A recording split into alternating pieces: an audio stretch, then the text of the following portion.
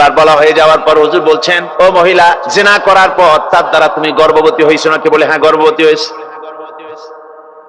আল্লাহর নবী বললেন, মহিলা, তুমি অপরাধ করেছো, কিন্তু তোমার গর্ভস্থিত সন্তান তো কোনো অপরাধ করে নাই, সুতরাং তোমার উপরে শরীয়তের হদ জারি করা যাবে না। ডেলিভারি হোক, তারপরে বিচার হবে। মহিলা চলে গেল আফসোস করতে করতে, যে আমার বিচার হলো না, যদি এর মধ্যে আমি মরে যাই তাহলে জেনা করেছি। দুনিয়ার শাস্তি তো সহজ, পাথর মেরে উড়িয়ে দেবে, সঙ্গে সার করবে, এটা তো সহজ, কিন্তু কিয়ামতের ওই কঠিন জাহান্নামের আগুনে জ্বলতে পারবো না। মহিলাটি সন্তান ডেলিভারির পরে মহিলা চলে এসেছে রাসূলের কাছে, হুজুর, এই সে আমার বাচ্চা ডেলিভারি হয়েছে, আপনি মেহেরবানি করে আমার উপরে হদ জারি করেন, শাস্তি দেন। আল্লাহর নবী বলেন, মহিলা, তুমি অপরাধ করেছো, কিন্তু তোমার সন্তানের হক আছে, তোমার বুকের দুধ 2.5 বছর পর্যন্ত সে পান করবে, আমি তার হক নষ্ট করতে পারি না। মহিলা আবার চলে গেল কাঁদতে কাঁদতে, যদি এর মধ্যে মরে যায়।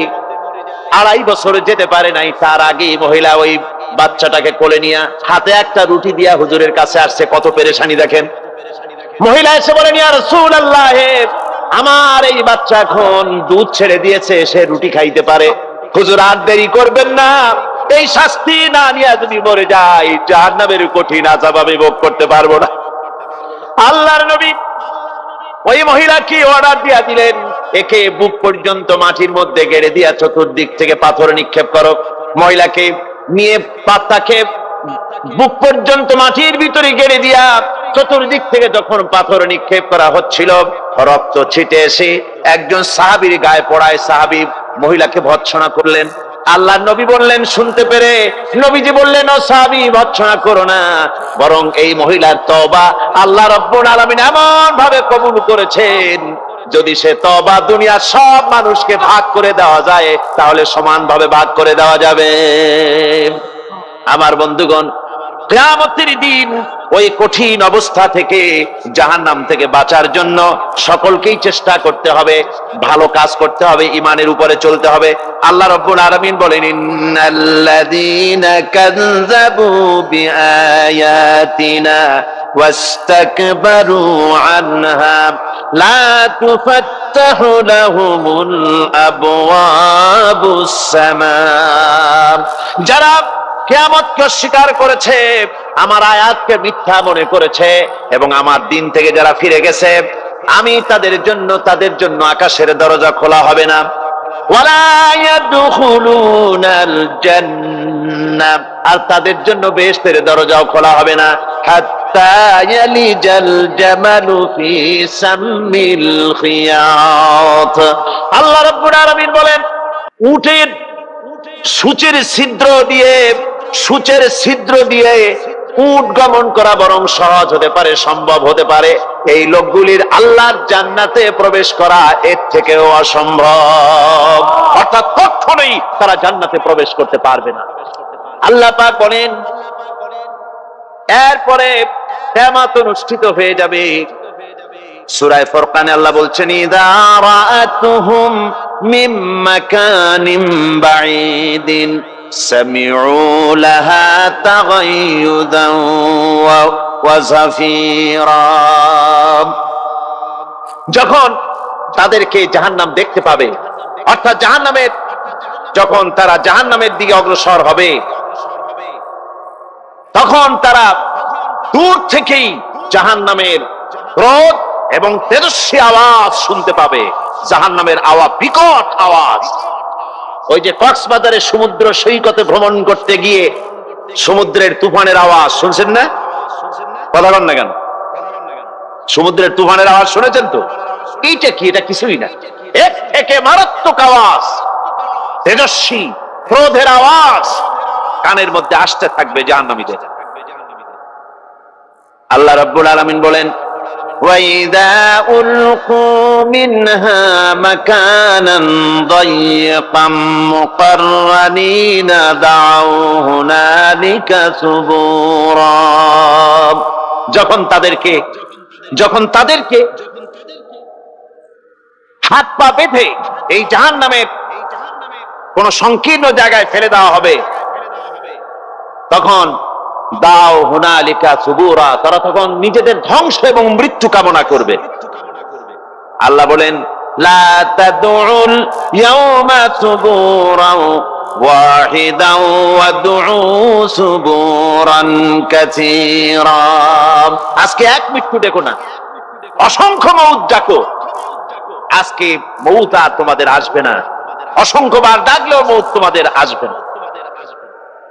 এই যে জাহান্নাম, যে জাহান্নামের দিকে তাদের নিয়ে যাওয়া হবে, আল্লাহকে অস্বীকার করলে, নবীকে অস্বীকার করলে, ইসলামকে অস্বীকার করলে, আল্লাহর নবীর নবুয়তকে অস্বীকার করলে তাদের জায়গা হবে জাহান্নাম। আর সে জাহান্নাম এত মারাত্মক, এত কঠিন জায়গা, যে জায়গা সম্পর্কে আল্লাহ পাক বলছেন ইন্নাহু মাইয়াতি রাব্বাহু মুজরিমান ফাইন্না লাহু জাহান্নামা লা ইয়ামুতু ফিহা ওয়া লা ইয়াহইয়া। অপরাধী হয়ে যে লোক আল্লাহর দরবারে উপস্থিত হবে তার জন্য জাহান্নাম হবে, জাহান্নামে আল্লাহ দিবেন। আর ওই জাহান্নামে যখন লোকটা পড়ে যাবে, জাহান্নামের অবস্থা এমন হবে লা ইয়ামুতু ফিহা ওয়া লা ইয়াহইয়া, সে বাঁচবেও না মরবেও না, জীবন মৃত্যু একটা অবস্থা সৃষ্টি হবে। ওই জাহান্নামে নারুল্লাহিল মুকাদাতুল্লাতী তাত্তালিউ আলাল আফইদা, জাহান্নামের প্রচন্ড আওয়াজ, এই আগুন উৎক্ষিপ্ত হয়ে তাদের কলিজা পর্যন্ত, অন্তর পর্যন্ত স্পর্শ করবে এই আগুনের তাপ। আর এদের পাহারায় রাখা হবে ইন্নাহা আলাইহিম মুসাদাতুন ফি আমাদিম মুমাদ্দাদ, জাহান্নামীদের পাহারায় রাখা হবে নির্মম, কঠোর ব্যবহার, কর্কশ আওয়াজ, কর্কশ ভাষী এ ধরনের ফেরেশতাদেরকে রাখা হবে তাদের পাহারায়, তারা নিয়োজিত থাকবে। আল্লাহ রাব্বুল আলামিন বলেন, ও দুনিয়ার মানুষ, ইয়া আইয়ুহাল্লাযীনা আমানু কু আনফুসাকুম ওয়া আহলিকুম নারা। ও ঈমানদারেরা, আল্লাহর তো দয়া বেশি বান্দার জন্য। বান্দার উপরে দয়া কার সবচেয়ে বেশি? সবচেয়ে বেশি দয়া হলো বান্দার উপরে আল্লাহর। আল্লাহ চান না যে সে জাহান্নামে যাক, কঠিন জায়গা জাহান্নাম। আল্লাহ বলেন, ও মুমিনেরা, তুমি নিজে আর তোমার পরিবারবর্গকে জাহান্নামের আগুন থেকে রক্ষা করো, আগুন থেকে রক্ষা করো, জাহান্নামের রাস্তা থেকে তাদের ফিরাও।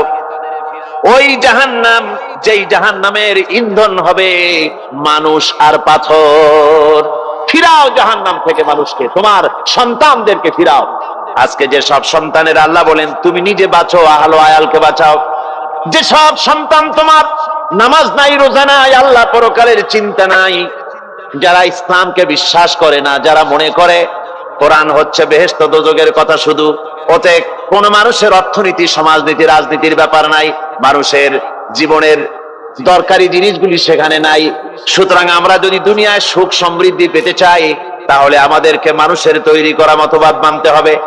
এইভাবে ছেলেরা যখন মানুষের তৈরিকার মতবাদের এদিকে যখন দৌড়ায়, মা বাপ যদি তাদেরকে না ফিরায়, জাহান্নাম থেকে বাঁচাবার জন্য যদি চেষ্টা না করে, কিয়ামতের দিন ওই সন্তানেরা জাহান্নামে, যখন জাহান্নামের অর্ডার তাদের হয়ে যাবে, তারা বলবে রব্বানা আরিনাল্লাযাইনি আদাল্লানা, হে আমার প্রভু, কে আমাদেরকে গোমরাহ করে দিল, মিনাল জিন্নি ওয়াল ইনসি, জিনের ভিতর থেকে, মানুষের ভিতর থেকে, আমাদের নেতারা, আমাদের মা বাপ, আমাদের মুরব্বী, তারা আমাদের কি বিভ্রান্ত করলো, তোমার রাস্তা থেকে সরায় দিল। ওরা কই?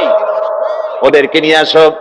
আমাদের কি এই খারাপ রাস্তা থেকে ফিরায় নাই, জাহান্নামের পথে চলেছি, আমাকে ফিরায় নাই। ও আল্লাহ, আজকে জাহান্নামে যাওয়ার আগে ওই মা বাপ আর মুরব্বী আর নেতাগুলি নিয়ে আসো, নাজআলহুমা তাহতা আকদামিনা লিয়াকুনা মিনাল আসফালিন, নিয়ে আসো, ওদেরকে পায়ের তলে রেখে তারপরে জাহান্নামে যাব। আমার ভাইরা, যে ছেলে আজকে মানুষের তৈরি করা মতবাদের আন্দোলন করছে, সেকুলারিজম করছে, সোশ্যালিজম করছে, ক্যাপিটালিজম করছে, তারপরে ন্যাশনালিজম করছে, হাজারো মতবাদের দিকে আকৃষ্ট হয়েছে আপনার ছেলে, আপনার স্ত্রী, আপনার বোন, আপনার ভাই, আপনি জেনে শুনে তাদেরকে ফিরাচ্ছেন না, আল্লাহ রাস্তায় আনতেছেন না। কিয়ামতের দিন ওরা পালাইতে যাবে, এবং ওদের এই অপরাধের কারণে, ফিরানোর কারণে, সহযোগিতা করার কারণে কিয়ামতের দিন অবস্থা করুণ হয়ে যাবে। এই জন্য আল্লাহ রাব্বুল আলামিন বলছেন, হে বিশ্বাসীরা, আমাকে তোমরা যারা বিশ্বাস করেছো, ঈমান এনেছো, নিজে বাঁচো আর নিজের আহল ও আয়ালকে জাহান্নামের আগুন থেকে বাঁচাও। ওই জাহান্নাম আলাইহা মালাইকাতুন গিলাদুন শিদাদুন লা ইয়াসুনাল্লাহা মা আমারাহুম ওয়া ইয়াফআলুনা মা ইউমারুন। আল্লাহ রাব্বুল আলামিন বলেন, সেখানে অত্যন্ত কর্কশ, রূঢ় এবং নির্মম স্বভাবের এমন সব ফেরেশতা পরিচালক হিসেবে জাহান্নামে দেওয়া হবে, যারা আল্লাহর নির্দেশের বাইরে কোনো কাজ করে না। তারা সেই সব কাজই করে যা আল্লাহ তাদেরকে হুকুম করেন। তাদেরকে অনুরোধ করে, দরখাস্ত করে কোন রকম তাদের কাছ থেকে কোনো কৃপা, কোনো করুণা, কোনো মহব্বত কিছুই পাওয়া যাবে না। অত্যন্ত কর্কশ, রূঢ় মেজাজের ফেরেশতা সেখানে পরিচালক হিসেবে দেওয়া হবে। আর ওই জাহান্নামীদেরকে, যারা জাহান্নামে যাবে কিয়ামতের দিন, ফাল্লাযীনা কাফারু قطعت لهم ثياب من نار, আগুন দিয়ে কেটে তাই দিয়ে পোশাক তৈরি করে দেওয়া হবে, আগুনের পোশাক পরিয়ে দেওয়া হবে। আগুনের পোশাক গায়ে পরিয়ে দেওয়ার পরে কুল্লামা নাদিজাত জুনুদুহুম বাদদালনাহুম জুনুদান গায়রাহা, একবার চামড়া পুড়ে যাবে, জাহান্নামের আগুনে চামড়া পুড়ে গলে যাবে, আবার আল্লাহ রাব্বুল আলামিন নতুন করে চামড়া পরিয়ে দিবেন, যাতে করে শাস্তির তীব্রতা অনুভব করতে পারে। জোরে কোন নাউজুবিল্লাহ। আমার ভাইরা, জাহান্নামীরা ক্ষুধার যন্ত্রণায়, তৃষ্ণার যন্ত্রণায় আকাশের দিকে তাকায় থাকবে, উপরের দিকে তাকায় থাকবে, বলবে, আরে যদি একটু বৃষ্টি হতো, মেঘ হতো। হঠাৎ করে দেখবে যে উপরে কালো মেঘ হয়ে গেছে, মনে করবে যে এবার বুঝি বৃষ্টি হবে, পানি পান করব। মেঘ তারা দেখতে পেল, মেঘের ভিতর থেকে অল্পক্ষণের ভিতরে গরম পানি পড়বে, এমন গরম পুঁজ, এমন গরম রক্ত পড়বে, যেগুলি পান করলে পরে সঙ্গে সঙ্গে পেটের নাড়ি ভুঁড়ি আর কলিজা পিছনের দরজা দিয়ে সব বেরিয়ে যাবে। নাউজুবিল্লাহি মিন যালিক। আয় আল্লাহ, এই কঠিন অবস্থা থেকে তুমি আমাদেরকে হেফাজত করো। জোরে বলেন আমিন। সবাই বলেন আমিন। আমার ভাইয়েরা, তামসার ব্যাপার নয়। ও যুবক ভাইয়েরা, শিক্ষিত ভাইয়েরা, তামসা করার ব্যাপার না। দুনিয়ায় খেল তামাশা ফুর্তি করার জায়গা না। जगह जी लगाने के लिए ये दुनिया नहीं है, ये इबरत की जा है तमाशा नहीं है। দুনিয়া উপদেশ গ্রহণ করার জায়গা, খেল তামাশা করার জায়গা না। এই পৃথিবীতে আল্লাহ রাব্বুল আলামিন বলেন, নাফরমানি করলে পরে জাহান্নামে যাবেই, জাহান্নামে যেতে হবে। ওই জাহান্নামীদেরকে কি খেতে দেওয়া হবে? আল্লাহ পাক বলছেন, শোনো, খেতে দেব কি? তুসকা মিন আইনিন আনিয়া, ফুটন্ত গরম পানি তাদেরকে পান করতে দেওয়া হবে। লাইসা লাহুম তুআমুন ইল্লা মিন দারি, কাঁটা যুক্ত ঘাস তাদেরকে খেতে দেওয়া হবে। লা ইউসমিনু ওয়া লা ইউগনি মিন জু, এই খাবারে তাদের শরীর পরিপুষ্ট হবে না, আর ক্ষুধাও নিবৃত্ত হবে না। আমার বন্ধুগণ, এমন কঠিন জাহান্নামের অবস্থা থেকে মাপ পাওয়ার জন্য ইমানের জোশ আসতে হবে, ইমানদার হতে হবে, আর নাফরমানিকে ছেড়ে দিতে হবে। জাহান্নামে যখন মানুষদেরকে নিয়ে যাওয়া হবে, জাহান্নামীদেরকে, ইযা উলকু ফিহা সামিউ লাহা শাহীকান ওয়া হিয়া তাফুর, যখনই ক্ষুধার্তহীনদেরকে জাহান্নামের দিকে নিয়ে যাওয়া হবে, আজ তো খুব মাতবাড়ি, কত ভক্ত আছে, তারপরে কত শক্তি, কত কিছু, কিন্তু আল্লাহর দরবারে যখন হাজির হবে, কোন শক্তি তখন কাজে লাগবে না, কোন শক্তি কাজে লাগবে না। জাহান্নামে যখন তাদেরকে নিয়ে যাওয়া হবে, জাহান্নাম তখন গোসায় ফেটে পড়তে থাকবে, জাহান্নামের ভিতর থেকে গর্জন আসতে থাকবে, তাকাদু তামাইয়াজু মিনাল গায়জ, জাহান্নাম যেন গোসায় ফেটে পড়তে চাইবে। কুল্লামা উলকিয়া ফিহা ফাওজুন সাআলাহুম খাজানাতুহা আলাম ইয়াতিকুম নাদির, জাহান্নামের পরিচালক বলবে, ও আল্লাহর বান্দা, কেন আজ জাহান্নামে আসলি, কেন দোজখে আসলি? আলাম ইয়াতিকুম নাযীর, তোর কাছে কি কোনো ভীতি প্রদর্শক কেউ যায় নাই? কোন নবীর কথা কি শোনো নাই? কোরআনের কথা কি শোনো নাই? হাদিসের কথা কি শোনো নাই? জাহান্নামে কেন এলি? এত বড় খারাপ জায়গা কেন আসলি? শোনো নাই কি? কোনো ভয় দেখানো কেউ কি সব সতর্কবাণী শোনায় নাই? বেঈমানেরা বলবে ক্বালু বানা ক্বাদ জাআনা নাযীর, আমাদের কাছে এসেছিল, আমাদের কাছে ভীতি প্রদর্শনকারী এসেছিল। ফাকাযযাবনা ওয়া কুলনা মা নাযালাল্লাহু মিন শাই, এসেছিল কিন্তু আমরা বলেছি বেটা মিথ্যে কথা বলে। জোরে কর নাউজুবিল্লাহ। বেটা মিথ্যে কথা বলে। কিসের বেহেশত, কিসের দোজখ? খালি খালি দোজখের একটা ভয় দেখাইয়া দুনিয়ার এই টাটকা সুখগুলি নষ্ট করতে চায় এরা। পয়গম্বরদেরকে এরকম বলেছে, আর আলেমদেরকেও যখন কোরআন হাদিস থেকে বলা হয় তখন বলে এরা জানি দোজখের কথা কইতে, দোজখ কিসের আর বেহেশত, সে তো এক অসভ্য উদ্যান। জোরে কর নাউজুবিল্লাহ। এমনি করে তারা তামসা করে। ওরা বলবে আমরা এসেছিল ভীতি প্রদর্শনকারী, আমরা মিথ্যে মনে করেছি, বলেছি ওটা মিথ্যে কথা, আর বলেছি আল্লাহ এই ধরনের কিছু নাজিল করেন নাই। জাহান্নামীরা বলবে ওয়াকালু লাউ কুন্না নাসমাউ আও নাকিলু মা কুন্না ফি আসহাবিস সাঈর। আরে লাউ কুন্না নাসমাউ, তার মানে হলো যদি আমরা শুনতাম অর্থাৎ মানতাম, যদি নবীর কথা মানতাম, কোরআনের কথা যদি মানতাম, আর যদি ভালো করে বুঝতাম, মা কুন্না ফি আসহাবিস সাঈর, তাহলে আজকে এই জাহান্নামের কঠিন শাস্তি আমাদের লাভ পেতে হতো না, জাহান্নাম থেকে বেঁচে যেতে পারতাম।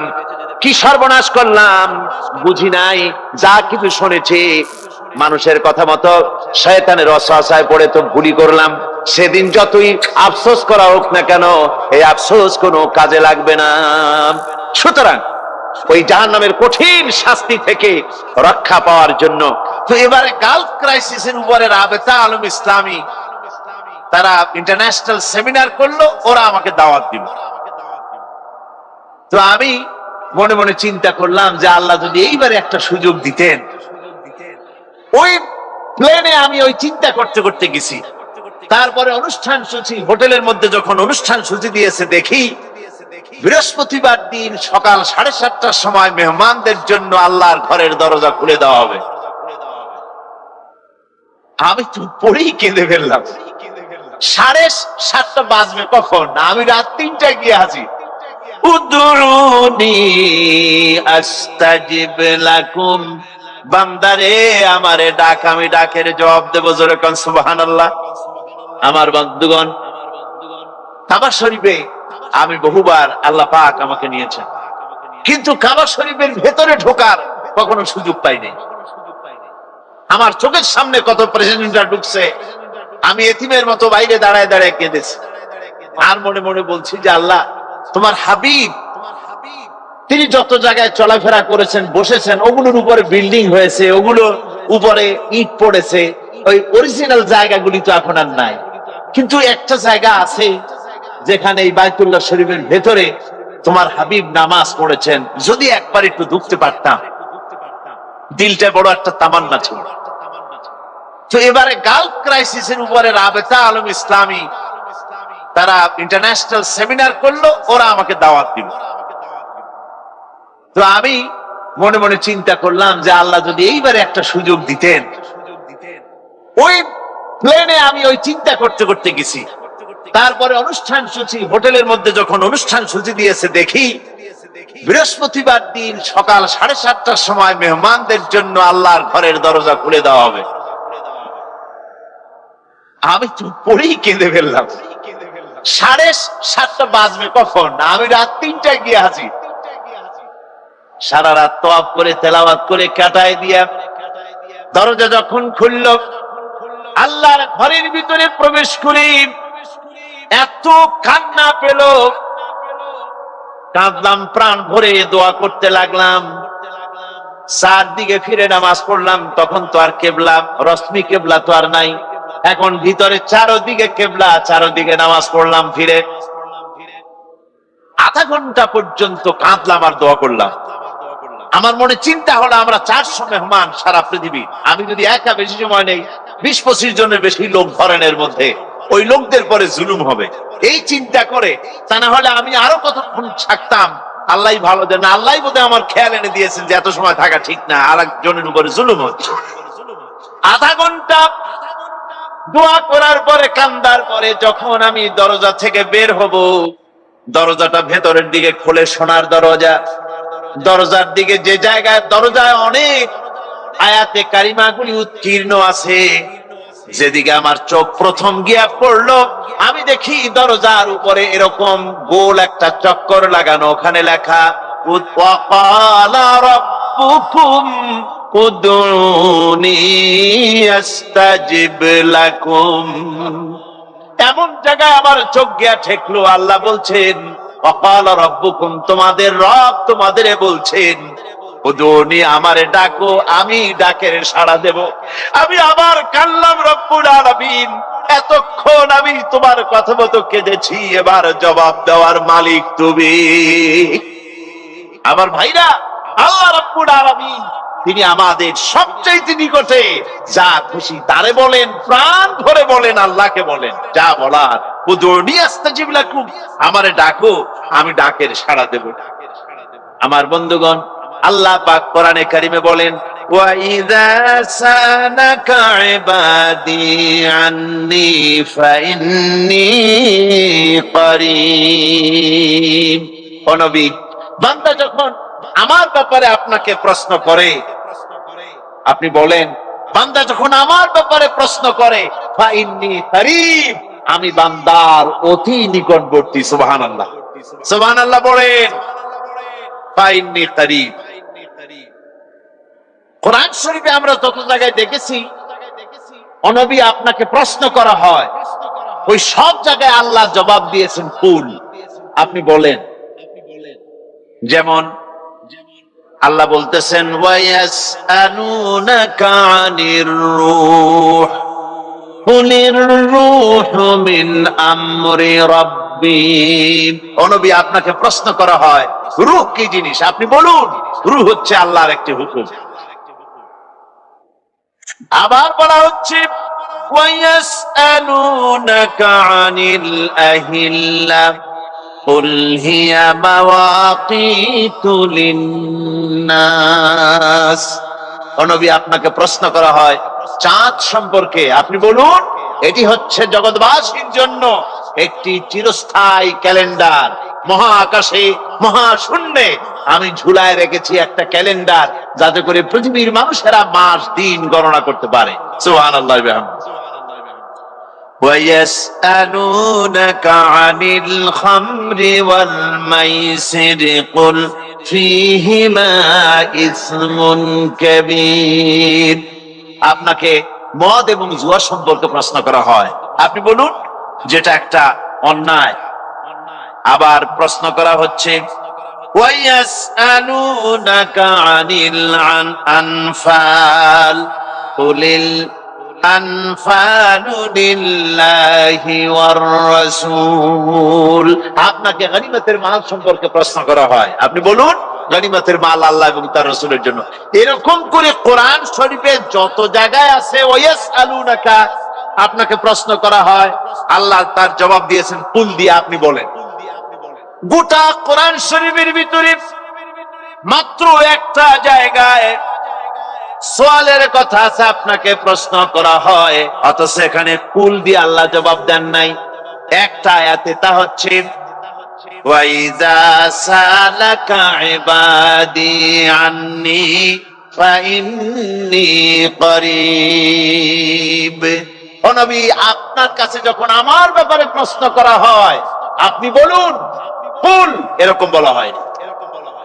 তার মানে হচ্ছে একথা বোঝা যাচ্ছে আল্লাহ যেন বলতে চান, ও নবী বান্দা এবার চাঁদের সম্পর্কে জিজ্ঞাসা করে না, রূহের ব্যাপারে জিগায় না, নারীর ব্যাপারে না, পুরুষের ব্যাপারে না, মদের ব্যাপারে না, গনিমতের ব্যাপারে না। এবার সরাসরি আমার বান্দা আমার সম্পর্কে প্রশ্ন করেছে, সুতরাং জবাব আপনাকে দিতে হবে না, পাশে দাঁড়ান, জবাব আমি দেই। ফাইন্নী করিব। ও বান্দা, আমারে ডাক, আমার কথা জিজ্ঞেস করছো, আমি আমার সম্পর্কে প্রশ্ন করছো, ফাইন্নী করিব, আমি তো সবচাইতে নিকটবর্তী। সুবহানাল্লাহ, আমি সবচাইতে নিকট। হাদিস শরীফে এসেছে, আল্লাহ পাকের নবী, তার কাছে প্রশ্ন করা হয়েছে, নবী, বান্দা আল্লাহ সবচাইতে নিকটে যায় কখন? আল্লাহ সবচাইতে নিকটে কখন যাওয়া যায়? আল্লাহ নবী বলেছেন, বান্দা যখন সেজদায় পড়ে যায় তখন সবচাইতে আল্লাহর বেশি নিকটে চলে যায়। সেজদায় যখন মানুষ পড়ে তখন সবচাইতে আল্লাহ নিকটবর্তী হয়ে যায়। জোরে কোন সুবহানাল্লাহ। হুজুর বলেছেন, যখন নামাজে সেজদা দিবে তখন মনে করবে তোমার নাক আর কপাল আল্লাহ রাব্বুল আলামিনের কুদরতি কদম মোবারকের উপরে ছেড়ে দিয়েছে। ভাইরা আমার, আল্লাহ পাক তাই বলছেন, আমি দূরে না, আমি সবচাইতে কাছে। তোমার কত কাছে? وَنَحْنُ أَقْرَبُ إِلَيْهِ مِنْ حَبْلِ الْوَرِيدِ। আমি তোমার শারক, যে রগের উপরে তোমার মাথাটা খাড়া আছে, এই রগ থেকেও আমি তোমার বেশি নিকটে। সুবহানাল্লাহ বিহামদিহি। সুতরাং এত নিকটবর্তী যে আল্লাহ পাক, সেই আল্লাহর সঙ্গে নাফরমানি করা, শিরক করা থেকে আমাদেরকে মুক্ত থাকতে হবে সব সময়ের জন্য। আমি আশা করি আমরা কথা বুঝতে পেরেছি। আমরা আল্লাহর সাথে শরীক করব না। কি বলেন, আল্লাহর সাথে শরীক করবেন? জোরে বলেন, করবে? করবেন না, কখনো করবেন না। আল্লাহর শক্তির সাথে, আল্লাহর গুণাবলীর সাথে কাউকে অংশীদার বানানো যাবে না। মাজার পূজা বন্ধ করতে হবে, কবর পূজা বন্ধ করতে হবে, এগুলি শিরকের অন্তর্ভুক্ত। এরপরে আল্লাহ রাব্বুল আলামিন বলছেন, وقال الذين كفروا إن هذا إلا إفك افتراه وأعانه عليه قوم آخرون فقد جاءوا ظلما وزورا। নবীর দাওয়াতকে অস্বীকারীরা তারা বলে যে এই কোরআন হলো নবীর বানান, এই লোকটার বানান। জোরে কোন নাউযুবিল্লাহ। এটা হলো নবীর বানানো। ওয়া আ'আনাহু আলাইহি কওমুন আখারুন, আর কিছু লোক এই লোকটাকে সাহায্য করে এগুলি বানাবার ব্যাপারে। আল্লাহ পাক বলছেন, ফাকাদ জাউ যুলমান ওয়া যুরা, তারা বড়ই যুলম এবং মারাত্মক মিথ্যে কথা তারা বলেছে। ওরা কোরআন শরীফকে বলতো রাসূলের বানানো, আর আল্লাহ তার এত বড় মারাত্মক কথা বললো, আর আল্লাহ তার জবাবে বললেন যে ওরা মিথ্যে কথা বলছে, জুলুম করছে। এতটুকুন বলে ছেড়ে দিলেন। আর এতটুকুন কথা বলার পর, অর্থাৎ ওরা যত বড় গুরুত্বপূর্ণ কথা বলেছে, গুরুত্বপূর্ণ একটা বিরাট মিথ্যে কথা ওরা বলেছে, ওরা এত বড় দোষারোপ করেছে, আর কোন যুক্তি, কোন দলিল পেশ আল্লাহ না করে আল্লাহ সরাসরি বললেন তোমরা মিথ্যা কথা বলেছো, জুলুম করেছো। এর অর্থ হচ্ছে এই যে এই কথা বলার পর ওই কাফেরেরা তো বললো না যে আমাদের কাছে দলিল আছে, আমরা খুঁজে দেখেছি মুহাম্মদ সাল্লাল্লাহু আলাইহি ওয়াসাল্লাম রে অমুক অমুক লোক তারা এই কোরআন শরীফ শিখায়, এরকম তো কেউ বলতে পারলো না। অথবা তিনি যে এই যে পরে আরেকটা কথা তারা বলছে, ওয়াকালু আসাতিরুল আউয়ালিন ইকতাতাবাহা ফাহিয়া তুমলা আলাইহি বুকরাতান ওয়া আসীলা। তারা বলে পূর্বতন লোকেদের লেখা থেকে এই লোকটা রচনা করে, নকল করায়, এবং সকাল সন্ধ্যা তাকে এগুলি শোনানো হয়। তো এগুলি যদি সত্যি তাই হবে, তাহলে তারা প্রমাণ করে দেখাক যে রাসূল কার সঙ্গে কথা বলে এগুলি তৈরি করেছেন, এবং পূর্বতন লোকদের লেখা তার কাছে আছে কিনা, এবং কে কে তার এগুলি শিখায় দেখাও না। ওই যে আবু জেহেল, আবু এই আবু সুফিয়ান, উতবা, সাইবা সব তো গেছিল রসুলের বুকে আল্লাহর কোরআন শোনার জন্য, যে তিনি এই কথা পান কোথায়, কে তারা শিখায়? ওরা নিজেরা গিয়ে এই সর্বনাশ হয়ে গেল ওদের। ওরা সারা রাত শুনলো, সারা রাত কোরআন শরীফ শোনার পর সকালবেলায় যখন কোন সন্ধান তারা পেল না, উৎস খুঁজে পেল না, সকালবেলায় বেরিয়ে যাওয়ার সময় তারা একজন আর একজনকে বলতেছে, আবু সুফিয়ান বলছে, আবু জেহেল রে, মুহাম্মদ সাল্লাল্লাহু আলাইহি ওয়াসাল্লামের মুখে যে আল্লাহ যে বাণী শুনলাম, লাত মানাতের কসম করে বলতে পারে এটা মানুষের বানানো হতে পারে না, নিঃসন্দেহে কোন শরীক বাণী হবে। আবু জেহেল বলল, দেখো আমার মনে তাই বলে, কিন্তু আসল কথা হলো আমরাও যদি এই ধরনের দুর্বলতা প্রকাশ করি, তাহলে আবু বকর ওমরের মতো আমরাও পাগলামি করে বসবো। যেরকম নাউজুবিল্লাহ। তোরা তো চেষ্টা করছিল, কিন্তু কোরআন শরীফ এটা আল্লাহ, কেউ এটা বানায়নি, আল্লাহ চ্যালেঞ্জ করেছেন। ইন কুনতুম ফি রাইবিম মিম্মা নাযালনা আলা আবদিনা ফাআতু বিসূরাতিন মিন মিথলিহি وادعوا شهداءكم من دون الله إن كنتم صادقين। আমি আমার বান্দার পরে যে কিতাব অবতীর্ণ করেছি, যদি মনে করো এটা আমার বান্দার বানানো, আমি আল্লাহর না, এটা যদি সন্দেহ হয়, তাহলে আমার কোরআনের সূরার মতো করে একটা সূরা বানায় নিয়ে আসো।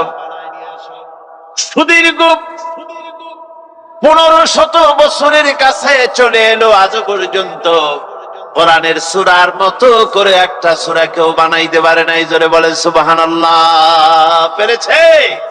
জোরে বলেন পেরেছে? পারে নাই। মুসাইলামা কাযযাব সে কোরআন শরীফের সূরার মতো সূরা বানাইতে বহুত কোশিশ করেছে, তারপর একটা বানাইলো, একটা বানায় ফেললো। সে বলল কি, কয় যে আমি একটা সূরা আমার উপরে নাজিল হয়ে গেছে। কি সূরা? কয় ইন্না আতাইনাকাল আকাক ফাসাল্লি লিরাব্বিকা ওয়াসআক ইন্না শানিয়াকা হুয়াল আবলাক। এর অর্থ হচ্ছে, নিশ্চয়ই আমি তোমাকে আতাক পক্ষী দান করেছি, মানে হুতুম পেঁচা তোমাকে দান করেছি। ফাসাল্লি লিরাব্বিকা ওয়াসআক, অতএব তোমার রবের উদ্দেশ্যে তুমি চিৎকার করো। আর তোমার শত্রু শ্বেত এবং কৃষ্ণ বর্ণের হবে। এখন বলেন, আল্লাহর কালামের সাথে এর কি কোনো সম্পর্ক আছে? অর্থের দিক দিয়ে, লালিত্যের দিক থেকে, মাধুর্যের দিক থেকে, গাম্ভীর্যের দিক থেকে, ছন্দের দিক থেকে কোনো কিছু আছে? অথচ সূরা কাউসার কত সুন্দর। ইন্না আ'তাইনাকাল কাউসার ফাসাল্লি লিরাব্বিকা ওয়ানহার ইন্না শানিআকা হুয়াল আবতার। একটা সাথে আর একটার কি অপূর্ব মিল। আল্লাহ রাব্বুল আলামিন বলেছেন, আমার কোরআনে কারীমের সঙ্গে, কোরআনে কারীম আমার, এর ভিতরে শয়তান ঢুকতে পারে না, এটাকে কেউ রদবদল করতে পারে না। এমনকি আমার নবীও যদি কোরআনের ব্যাপারে কোনো বাড়াবাড়ি করতেন, নিজে যদি কিছু বানাতেন, ওয়ালাউ তাকাওয়ানা আলাইনা বা'দাল আকাবিল, কোন কথা নিজে তৈরি করে কোরআনের ভিতরে যদি তিনি ঢুকিয়ে দিতেন, লাখাযনা মিনহু বিল ইয়ামিন, আমি তার ডান হাতকে চেপে ধরতাম। সুম্মা লাকাতা'না মিনহুল ওয়াতিন, এরপরে আমি আবার নবীর কণ্ঠনালীকে কেটে ফেলে দিতাম। সুবহানাল্লাহ। কোরআনে কারীম এটা আমার নাযিল করা, এর মধ্যে কোনো ভুল নাই, এর মধ্যে কোনো সন্দেহের কোনো অবকাশ নাই। এ সবটাই আমার নাযিল করা, আমার কালাম, আমার বাণী। আমার ভাইয়েরা, আল্লাহ পাক বলছেন, কুল أنزله الذي يعلم السر في السماوات والأرض إنه كان غفورا رحيما বলো এই কোরআন অবতীর্ণ হয়েছে তার কাছ থেকে যিনি জমিন এবং আসমান সমূহের সব তত্ত্ব রহস্য গোপন রহস্য সবকিছু যার কাছে উদ্ঘাটিত তার কাছ থেকে কোরআন এসেছে ইন্নাহু কানা গফুরুর রহিমা নিশ্চয়ই তিনি ক্ষমাশীল দয়াবান। তো এই কথার সাথে ক্ষমাশীল এবং দয়াবান কথা আল্লাহ বললেন কেন? যেখানে ওরা মুহাম্মদ সাল্লাল্লাহু আলাইহি ওয়াসাল্লামকে মিথ্যাবাদী বলতেছে, মুহাম্মদ সাল্লাল্লাহু আলাইহি ওয়াসাল্লাম বানায়া কোরআন বলছে, তারপরে কারো কাছ থেকে নকল করতেছে বলছে, সেইখানে আল্লাহ বলছেন আমি ক্ষমাশীল দয়াবান। তার মানে আল্লাহ রাব্বুল আলামিন বলতে চান এত ভাবে বুঝাইলাম যে কোরআন আমার, এই বুঝাবার পরে এখনো যদি তোমরা তোমাদের কৃত কর্মের জন্য অনুশোচনা করো, যা বলেছো তা যদি প্রত্যাহার করো, এখনো যদি কোরআন বিশ্বাস করো, এখনো যদি তোমাদের আমলকে সুসংগঠিত করো, সুসংহত করো, তাহলে আমি আল্লাহ রাব্বুল আলামিন তোমাদের পেছনের সমস্ত গুনাহ রাশি মাফ করে দেব। জোরে বলেন সুবহানাল্লাহ। এরপরে এই কাফির বেঈমানেরা তারা আবার বলল وقالوا ما لهذا الرسول يأكل الطعام ويمشي في الأسواق لولا أنزل إليه ملك فيكون معه نذيرا একটার পর একটা অপবাদ দোষ। আমাদের ধর্মীয় জীবনে, সামাজিক জীবনে, রাষ্ট্রীয় জীবনে ঐক্যবদ্ধ থাকার গুরুত্ব, the importance of unity in our life। আমরা ঐক্যবদ্ধ থাকতে চাই কি চাই না? এই আপনাদের গলার আওয়াজ। আমরা ঐক্যবদ্ধ জীবন যাপন করতে চাই কি চাই না? চাই। ঐক্যের কোনো বিকল্প নাই। গত 50 বছর তো দেখেছি এ ডিসইউনিটি, অনৈক্য, বিভেদ, বিচ্ছিন্নতা আমাদেরকে কোথায় নিয়ে গিয়েছে। এই যে দেখেন কিছুদিন আগে আমাদের বর্তমান নেতা ডক্টর ইউনূস, উনি সব রাজনৈতিক নেতৃবৃন্দদেরকে ডেকেছেন একটা ইস্যুকে কেন্দ্র করে। তার মানে গোটা বাংলাদেশ এক হয়ে গিয়েছে। আমরা সবাই উদ্বেলিত হয়েছি, উচ্ছ্বসিত হয়েছি, ঠিক কিনা বলেন? রাজনৈতিক নেতাদেরকে ডেকেছেন উনি, আমরা এক হয়েছি। এরপর ধর্মীয় অঙ্গনের যে লিডাররা, বিভিন্ন ধর্মের, শুধু মুসলিম না, সবাইকে ডেকেছেন, আমরা ঐক্যবদ্ধ হয়েছি। এটাকে বলে ন্যাশনাল ইউনিটি, জাতীয় ঐক্য। যে কোনো ধরনের কনস্পাইরেসি, ষড়যন্ত্র, আধিপত্যবাদ মোকাবেলায় জাতীয় ঐক্যের চেয়ে মোক্ষম হাতিয়ার আর নাই। আমাদের একটা প্রতিবেশী দেশ আছে, আমরা আমাদের দেশ নিয়ে যত ভাবি তারা তার চেয়ে বেশি ভাবে। কথা বুঝতেছেন না? আরো ভেঙে বলতে হবে। হ্যাঁ, আমরা আমাদের দেশ নিয়ে যত উদ্বিগ্ন, এদের আরো টেনশন বেশি। বলেন আমাদের দেশে শান্তি আছে না নাই? আমরা হিন্দু মুসলিমে কখনো দাঙ্গা লাগে? আসতে বলেন কেন লাগে? ওদের পূজা পার্বণে আমাদের মাদ্রাসার ছেলেরা যে পাহারা দেয়, চিল্লায় বলেন ঠিক কিনা? আমাদের তাফসির মাহফিলের সময় ওরা ডিস্টার্ব করেন, ঢোল বাজায় না। ওদের পূজা পার্বণের সময় আমাদের তাফসির মাহফিলের ডেট হলে আমরা চেঞ্জ করে দেই। সুবহানাল্লাহ, কি সাম্প্রদায়িক সম্প্রীতির রোল মডেল। আর ওই বাংলাদেশের ব্যাপারে তারা অনেক ডিসইনফরমেশন ছড়াচ্ছিল। ভারতের অনেকগুলো গণমাধ্যম, আমি জেনারেলাইজ করব না, আমাদের প্রতিবেশী দেশের সব গণমাধ্যমকে আমি দোষ দিতে চাই না, অনেকগুলো গণমাধ্যম তারা ডিসইনফরমেশন শেয়ার করেছে। ডিসইনফরমেশন আর মিস ইনফরমেশনের পার্থক্য আছে। মিস ইনফরমেশন না জেনে, ভুল বুঝে